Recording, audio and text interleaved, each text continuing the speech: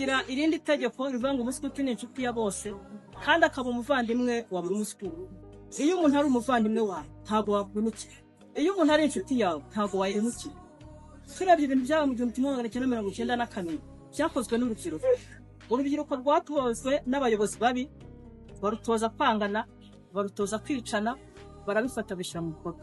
Twebwe rero uyu munsi nk'umuryango w'abaskuti nasaba twebwe turi mu nzego z'ubuyobozi, uhereye ku rwego rw'igihugu, uhereye ku nzego z'akarere, uhereye mu mayinite dukoreramo, ko bafata rwa rubyiruko bakarutoza kwimakaza za ndangagaciro. Harimo indangagaciro yo gukunda umurimo no kuwunoza, harimo indangagaciro yo gukunda igihugu, harimo indangagaciro y'ubunyarwanda, harimo indangagaciro y'ubunyangamugayo, harimo indangagaciro yo gukura, bityo tukarushaho kubungabunga igihugu cyacu. Kandi ikindi hari ibikorwa byo mu gihe byo kwibuka ziranzira akarengane.